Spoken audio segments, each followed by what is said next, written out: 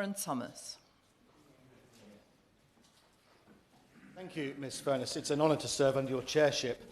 I thank my honourable and gallant friend, the member for Caithness, Sutherland and Easter Ross, for securing this important debate.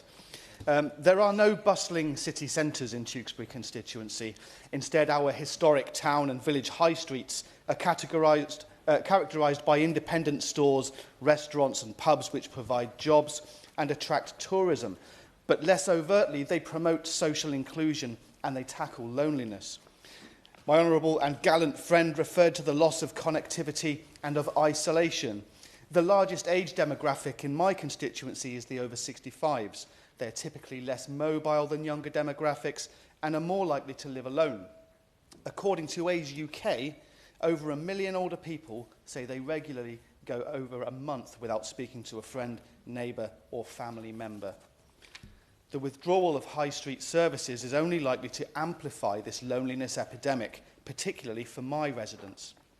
I'm pleased that after a period of time of having lost their post office, I was able to work with the excellent independent councillor, Gemma Madel, to return residents in Winchcombe their post office recently.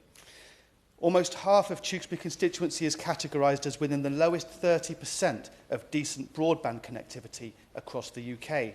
That's a shameful indictment of the national planning policy framework in a constituency largely comprised of the fastest growing borough outside London.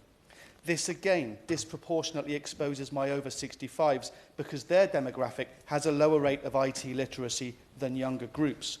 Those older residents who do adopt technology to access online services are most likely to become victims of fraud. Age UK reported in 2019 that an over 65 is defrauded every 40 seconds in the UK. And not only the impact of this, but even the threat of it is likely to dissuade those residents from venturing online. These examples show that for my constituents, it's especially important that there are reliable public transport links to get them to our high streets and to ensure that those high streets are preserved so that they can access the services they need. Currently, public transport links are woefully inadequate across my constituency, and whilst the bus fare cap rise of £2 to £3 is unwelcome, it's unlikely to affect those thousands of my residents who don't even have a reliable bus service. If the cap rise was utilised to fund additional services in constituencies like mine, then I would support that measure.